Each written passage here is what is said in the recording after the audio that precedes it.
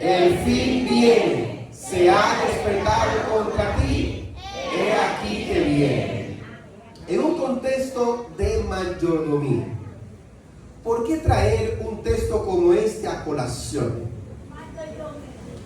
La iglesia adventista es una iglesia que fue levantado en el tiempo del fin, para el tiempo del fin y para el fin. Entienda esto. Fue levantado en el tiempo del fin para predicar un mensaje acerca del fin. Entonces, ¿por qué es importante? Que toda nuestra vida debe de ir alineada al contexto, al mensaje que predicamos. ¿Estamos claros? Entonces hay algunos puntos que no sabemos, pero es importante tenerlo ahora. En primer lugar, es el reconocimiento a Dios. Porque la mayordomía, su base está en Dios. Dios, que es el creador de todo, nos hizo copartícipe de su poder de gobernar. Le dio a Adán y Eva, lo creó a su imagen, a su semejanza, y le dio el poder de gobernar. Compartió con Adán ese poder para gobernar. Así que una vez que nosotros conocemos, como dice Salmos 24, de Jehová es la tierra y su plenitud, el mundo y los que en él habitan. Cuando vivimos en ese contexto, sabemos que todo lo que vayamos a hacer, hay que hacerlo para honrar a Dios. Es importante. El tema de mayordomía, para muchos le hace comidilla, muchos como que le molesta y dicen, ¿por qué? Por lo siguiente.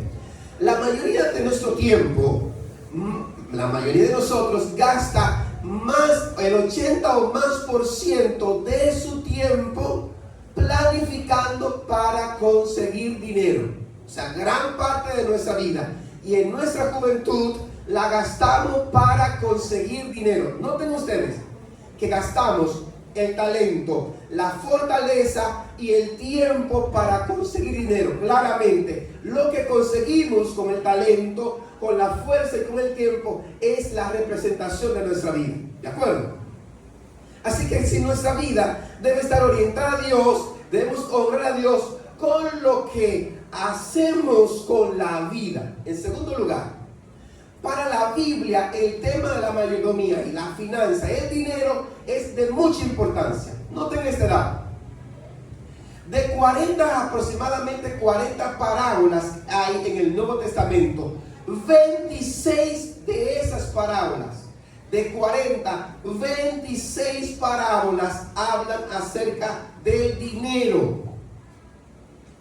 De casi 3.000 versículos que hay, 2.000 hablan del dinero, 500 de la fe, 500 de la salvación. De manera que la forma de nosotros administrar nuestros recursos financieros, lo que producimos, tiene que ver con la relación a Dios y nuestra salvación. Recordando, Caín y Abel, la primera presentación que se aparece de Caín y Abel conscientes, adultos, aparecen ante Dios con una ¿qué? Con una ofrenda. Noten ustedes que el desenlace de esta historia de Caín y Abel va a raíz de una ofrenda y una aceptación de la actitud hacia Dios con la ofrenda. Saben, nosotros somos administradores de los recursos de Dios. En estos tiempos actuales, los recursos tienen muchas veces que ya tiene que ver con nuestras posesiones y nuestro dinero, porque es importante. Primero, el evangelismo, la iglesia, la vida de la iglesia se mantiene con el dinero. Usted mantiene su casa con dinero, usted dice con dinero, usted mantiene a su esposa flaquita como yo tengo la mía, así bonita. ¿Con qué? Y cariño también, pero con dinero. ¿Me debe entender? Y la mayoría de las relaciones matrimoniales, ¿por qué se destruyen? Por el dinero. Mucha gente fracasa porque o creen que fracasa porque no consiguen dinero. La gente come con dinero. dinero es nuestra vida, y por eso te hablamos, porque está ligada nuestra vida con Dios, nuestro dinero con Dios y la salvación con nuestra vida. ¿Está entendiendo? Por eso el profeta nos aconseja lo siguiente. Proverbios capítulo 23 versículo 4 dice: no te afanes por hacerte rico. No te afanes por hacerte rico. Sé prudente y desiste. Has de poner tus ojos en la riqueza, siendo ninguna, porque se harán alas como las águilas y volarán al cielo. Querer tener posesiones para la Biblia, para el texto sagrado, no es problema. Porque los mismos apóstoles en Marcos capítulo 10 le preguntan al Señor: ¿quién puede ser salvo? Porque todos nosotros trabajamos para tener algo, ¿sí o no? Todos nosotros trabajamos para algo, con un fin. Yo me levanto a trabajar una jornada de un día para conseguir el salario de ese día. No es eso. Lo que está diciendo es una actitud desbordante, un pensamiento unitario a hacerse rico. Y es lo que está diciendo: no te afanes por hacerte rico, sé prudente y desiste, porque el cúmulo de riqueza, el mucho tener, se van fácilmente. Y dice como una declaración profética: vuelan como las águilas. Eclesiastés capítulo 5 nos da un consejo parecido, el cual, capítulo 5 versículo 10 dice: el que ama el dinero. Y miren esta conexión. O sea, no es que un día tú puedas ser rico, porque tú puedes un día ser rico. Tengo un amigo que sembraba la tierra. Era una tierra fructífera, pero a la vez, o sea, no era tan fructífera. Él sembró aguacates. Los aguacates era un terreno que había que echarle agua, un pedregoso, además que era montañoso, pero un lugar no muy bueno para el aguacate, y los aguacates eran pequeños. Y él quería conseguir algo, pero no iba a poder. De repente vino un proyecto de gobierno de hacer torres, y la torre pasaba justo por su terreno. Y un hombre que no va a conseguir en muchos años 11 millones de pesos, en un momento consiguió un contrato, 11 millones de pesos de repente. No le estaba buscando, pero llegó. ¿Está mal eso? No, gloria a Dios. Lástima que no tengo terreno. Pero yo diría que me pase a mí, ¿verdad? Que me pase a mí. Pero lo que está hablando es de el amor a perseguir ese dinero de una forma solo pensando para esto. El que ama el dinero, dice Eclesiastés 5:10, el que ama el dinero no se saciará de dinero. El que ama el mucho tener no sacará su fruto. También eso es vanidad. Hermanos, muchos quieren hacer como hacían los cruzados. La iglesia cristiana, para conquistar países y lugares que no eran cristianos, y se llamó la Guerra Santa, contrataron mercenarios para que vayan a luchar en nombre de la iglesia. Para esto, los mercenarios que venían le prometían, claro, mucha riqueza, y además que le prometían también la salvación. Cuando venían los cruzados iban a pelear en nombre de la iglesia, tenían que ser bautizados antes de irse a pelear. Así que lo bautizaban con la espada arriba, porque los cruzados decían que lo único que Jesús no podía controlar era la espada. Así que se bautizaban y su espada se quedaba arriba, fuera del agua. Sí, entonces le decía que ellos podían hacer lo que quieran con la espada, porque la espada era lo único que Jesús no controlaba. Hay muchos hermanos que lo bautizaron hasta con la boca afuera, que hay que bautizarlo entero 2 veces, ¿sí? Otros dejaron la cartera afuera y dicen: no, yo me bautizo, pero la cartera no. Y han dejado la cartera afuera. Otros han dejado otras cosas importantes afuera. Han dejado el celular afuera. Dicen, no, esto es un iPhone que no se puede jugar. Y lo dejan afuera. Amados, posiblemente sea una actitud que tengamos nosotros con el Señor. Y a esto llamo la atención. En primer lugar, a dos casos. Nosotros hemos leído en Mateo capítulo 25, la parábola que también tiene que ver con el dinero justo para el tiempo del fin, aunque es una parábola. Miren esto. Mateo habla de este hombre a quien Jesús le había dado, o el Señor, perdón, le había dado un solo don de esto, un solo talento. Él dice lo siguiente acerca de su Señor. Pero llegando también, Mateo 25, 24, pero llegando también el que había recibido un talento, dijo: Señor, te conocía que eres hombre duro, que siegas donde no sembraste y recoges donde no esparciste, por lo cual tuve miedo y fui y escondí tu talento en la tierra y tienes lo que es tuyo.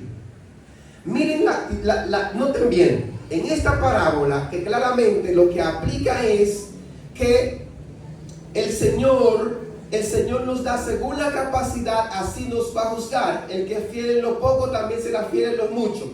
El que es fiel en lo poco, el Señor le va a dar mucho más. Esa es la lección.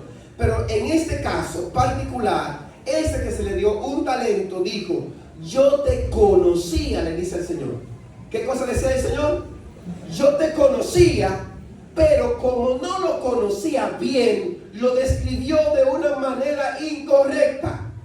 Este señor, un talento correspondía aproximadamente el salario de varios años de trabajo. El darle un talento a una persona era un don gratuito y él no lo está valorando porque él no conocía a su Señor. Y dijo: yo te conocía, que tú eras hombre duro. O al que está dando le está diciendo que tú eres un hombre tacaño. ¿Me da a entender? Tacaño, duro y además muy cruel. Mejor decidí no hacer nada y escondí. Por eso tuve miedo. Miren ustedes, ahora el Señor le describe que realmente tú eras negligente, le dijo. Después su Señor le dijo: siervo malo, negligente. Si realmente tú me conocías, pudiste dar el don a los bancos. Muchas veces nosotros decimos: conozco a Dios, pero en nuestra actitud decimos completamente, ¿qué cosa? Completamente lo contrario. Miren, la mayoría de nosotros tiene pocos bienes. Y yo decía equivocadamente con un grupo que a veces es más fácil ser fiel cuando hay mucho. Pero a la verdad hay muchas más oportunidades ser fiel cuando hay poco. De hecho, la verdadera fidelidad se prueba de hecho, la parábola está diciendo que esos tres fueron probados en lo mucho y en lo poco. Fueron probados en lo poco según su capacidad. Y Jesús habló de la viuda como el mejor don que se había, o mejor ofrenda que se había dado, porque ella había dado ¿qué? Lo único que tenía. Amados, la actitud es importante. Un joven, Marcos capítulo 10, se presentó a Jesús con todo lo de la ley, aparentemente, pero había algo de la ley que él había abandonado. Él no lo sabía, parece no percibirlo, porque él era posiblemente como uno de nosotros. Hoy por hoy parece haber una actitud proliferada de que todo el mundo busca lo suyo. En la semana a veces damos semanas de oración. Tal vez aquí no pasa. Damos semanas de oración y damos campaña, y a veces viene una representación de la iglesia porque todo el mundo está en lo suyo, buscando lo suyo. A veces el hermano está en necesidad, pero como todo el mundo está en lo suyo y buscando lo suyo, el hermano se queda callado. Sufre necesidad, nadie se da cuenta, salvo cuando ya a veces el tiempo ha pasado bastante. porque todo el mundo está en lo suyo. Y estar en lo suyo, precisamente, en muchos casos, abandonamos el espíritu de la ley y nos concentramos en nosotros mismos y a lo que se llama ese egocentrismo. Y este joven rico aparentemente había cumplido todos los mandamientos, pero había dejado de lado el amor al prójimo. Y cuando Jesús tocó, vende todo lo que tiene. Y no le dijo, tráemelo y vamos a hacer un ministerio. No, vende todo lo que tiene. ¿Qué cosa? Dalo a tus prójimos y ven y sígueme. Entonces vino el problema, porque él tenía demasiado amor a lo que tenía. Amados, el texto dice, Ezequiel capítulo 7, versículo 6. Viene el fin viene, he aquí que viene contra ti, he aquí que viene. Se me fue la otra parte. Y se ha despertado con el tiempo. Aquí está el colágeno diciendo. Yo vine con el cabello negrecito, sin cana, así como está Miguel, sin cana, ni una. Pero aquí en la junta con Fernando peleando, ya ustedes saben, las canas comenzó a subir. Se me olvidan las cosas a veces. ¿Saben en qué estamos nosotros invirtiendo ahora mismo? Es una pregunta que debemos de meditar, que debemos de pensar. Porque a veces, a medida de que el tiempo pasa, a medida que los años avanzan, como que nos apuramos más. Porque a veces cuando tú miras hacia atrás y ya estás doblando los 40 años, ya uno piensa, y voy a volver a criar. Porque cuando venga a tener 60, el muchacho va a tener tanto. Comenzamos a pensar. A veces no queremos apurar. Tengo 45, tengo 50 y no tengo nada. Y comenzamos a buscar y a hacer. Ya hemos perdido los 20 años más valiosos. Y ahora, a última hora, a veces queremos afanarnos. Y a veces en ese afán perdemos de vista que estamos viviendo en el tiempo del fin. Y saben, no es que usted no invierta en su casita. No es que usted no invierta en un terrenito si usted quiere. Invierte en la universidad de los muchachos. Hágalo. Ese es su deber. Vamos a avanzar. Pero que este avance no oculte de la vista el reino de los cielos. Yo quiero llamar la atención que aunque usted invierta en su casa un proyecto, mejora, volver a comprar, también tenga sus ahorros para ayudar a alguien. También esté abierto a desprenderse. Hay una campaña, falta, no, yo voy a poner parte de transporte. Yo voy a apoyar en este ministerio. Eso significa invertir también, ¿para qué? Para la eternidad. ¿Saben por qué? Porque las cosas se pueden complicar. Ahorre todo lo que usted quiera. Miren, hace unos años hubo un problema con uno de los bancos de Estados Unidos, tan fuerte que el Banco Central de Estados Unidos tuvo que meter la mano, pero además de eso, otras naciones tuvo que ayudar para que no haya una crisis financiera. Usted puede tener su milloncito ahí, téngalo, pero sepa que cuando venga una crisis financiera, se le puede... Yo estaba viendo un video, un podcast, que orientaba a la gente, que si un banco cae, aquí en República Dominicana, un banco cae y usted tiene 5 millones de pesos ahorrados, nada más le devuelven 1.800.000. Lo demás tiene que esperar cuando vendan las cosas, a ver si se lo devuelven. Entonces, ¿se puede complicar las cosas? Sí, acá en los bancos se puede caer otro banco también. Pero usted puede hacer una construcción muy bonita y puede venir un terremoto en República Dominicana. Sí, es todo hacia abajo. Y bueno, por aquí no pagan todavía, seguro no pagan todavía con las construcciones de nosotros. Nadie posiblemente tenga esa, y hay que hacerlo, pero no pagamos seguro de construcción. Se va a pique todo. Ay, la casita que tengo se lleva un ciclón. Puede venir cosas. Es más, conocí de un hombre que estaba sentado Y allí, por 10 minutos, dice la esposa, por 10 minutos estuvo muerto. Le dio un derrame, no sé qué fue que ella me explicó, le dio como un derrame y 10 minutos duró muerto, sentado en la mecedora. Entonces, no podemos vivir como necios. Necios, vivir como necio es ahorrar, trabajar, ahorrar. Y un día viene, te muere, y el muchacho ese que nunca trabajó se come el dinero tuyo. Pero peor aún, no podemos tampoco vivir para comer. Vive y come. Manito, un día te va a dar un asunto, una hipoglicemia, que sube la presión, te muere, ¿y qué pasó con la comida? Se perdió. Puede vivir como necio. Entonces, si usted es de esta iglesia, si usted cree que Jesús viene pronto, que el fin ya viene, tenemos que vivir en ese contexto. Y yo no sé cómo algunos todavía están relajando con su salvación, porque no es que Dios necesita tus 100 pesos, tus 200 pesos. No es que Dios lo necesita, tú necesitas a Dios. Y cuando nosotros honramos a Dios con nuestros bienes, nosotros aprendemos a desprendernos. Aprendemos igualmente a depender de Dios. Y lo más importante es depender de Dios. Por hemos escuchado a ricos muy famosos que por problemas se han quitado la vida inclusive. Tengo una cita a compartir con ustedes. Se encuentra en Consejos sobre Mayordomía Cristiana,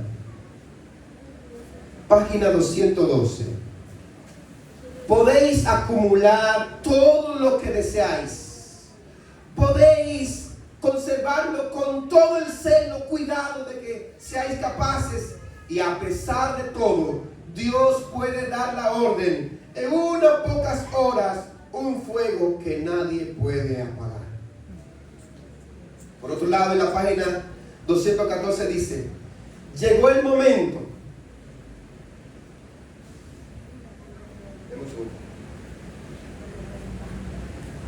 En esta cita, hablando de los pioneros de la iglesia, dice: y llegó el momento cuando fue necesario que algunos vendieran sus casas y sus tierras para comprar otras más baratas a fin de entregar al Señor el dinero sobrante para publicar la verdad y ayudar a otro, y ayudar de otro modo a promover la causa de Dios. ¡Qué fe! ¿Saben por qué hicieron eso?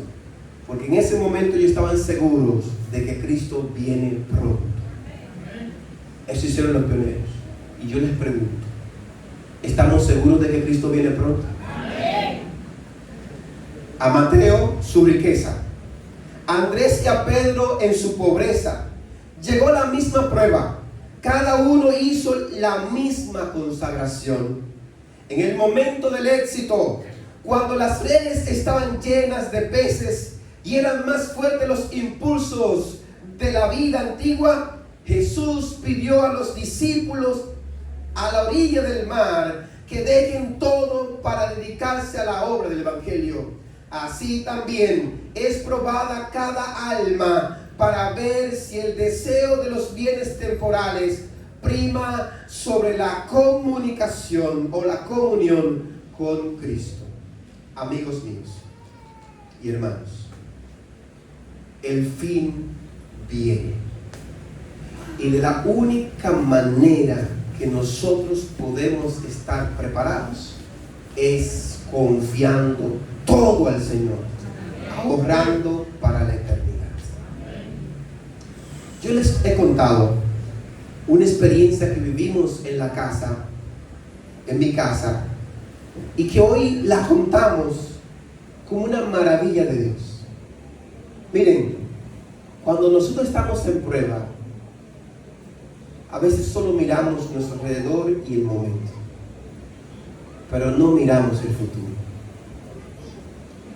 Y cuando ya estamos en ese futuro, vemos de verdad que Dios es maravilloso. Y es mucho más confiar en Dios que tener muchas posesiones y muchas riquezas. Mi papá era albañil, no maestro constructor. Para los que no saben, hay una diferencia. El maestro constructor tiene madera, tiene hierro y tiene un personal. Tú lo contratas, él te va a hacer la casa, él pide un precio y después busca quién le va a hacer la casa. Y sin trabajar, como hacen los demás, él se gana su dinero con solo dirigir la obra. Bien, mi papá era el albañil que echaba días.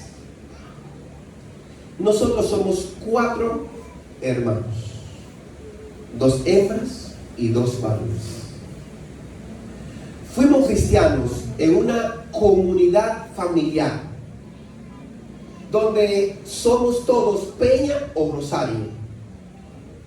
Mi abuelo tuvo 17 hijos y mi abuelo tenía como 11 hermanos más y todos viven próximo ahí, en Sabané. Así que una gran comunidad y familia que ya fácilmente uno ni conoce el primo de primo. Bien así. Y nosotros, mi papá decidió ser adventista. En esa comunidad solamente nosotros, dentro de esa familia, éramos los adventistas, solo nosotros.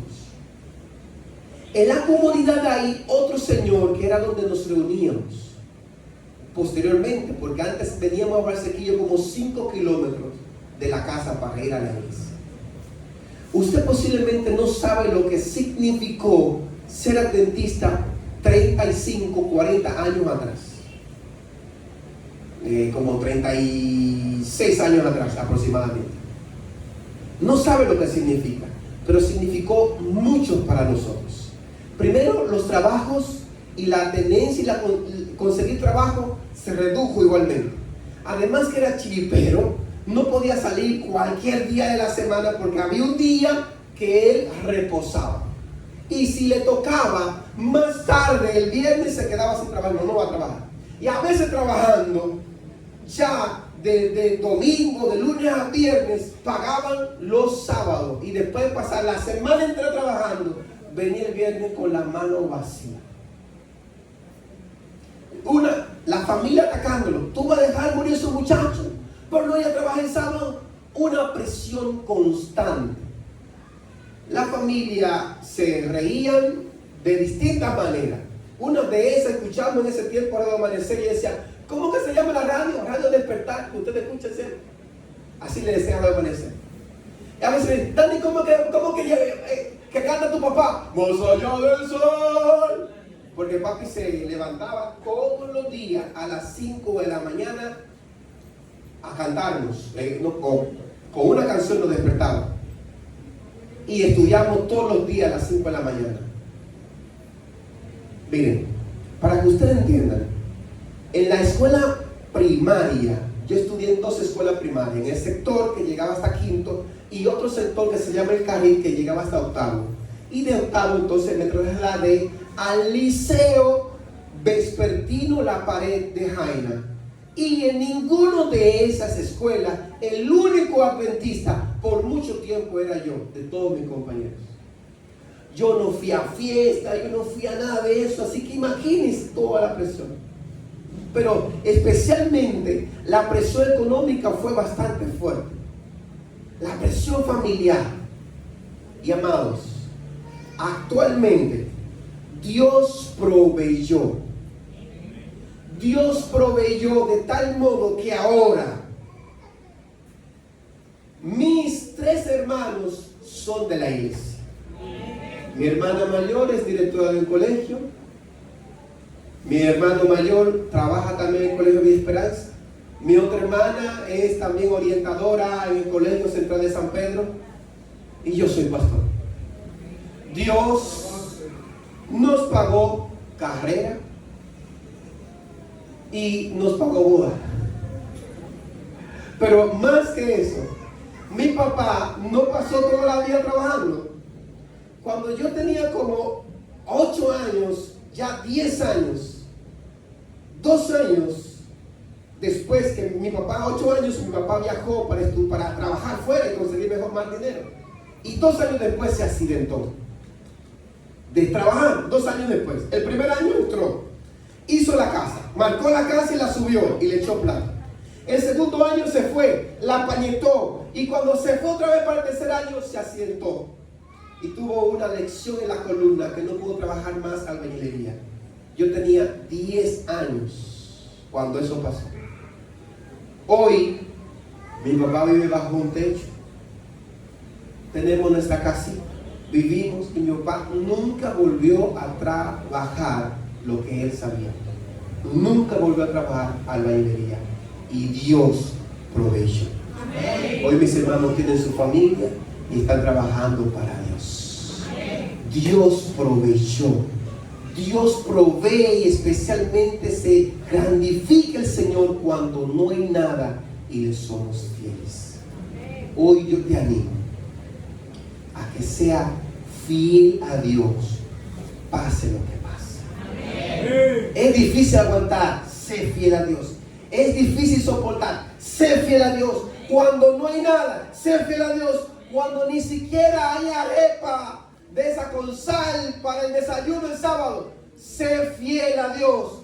Cuando el guineíto nada más es con cebolla y la cebolla que conseguiste, tú sabes que no fue que la compraste, la que conseguiste, que dejaron, con esa, sé fiel a Dios y al final tú verás a Dios siendo fiel contigo, porque Él siempre es fiel. Amén. Yo quiero preguntar esta mañana, ¿cuántos deciden de corazón ser fiel a Dios? ¿Cuántos creen en ese Dios todopoderoso? Amén. Que Dios te bendiga. Yo quiero invitarles a estar de pie, que cantemos juntos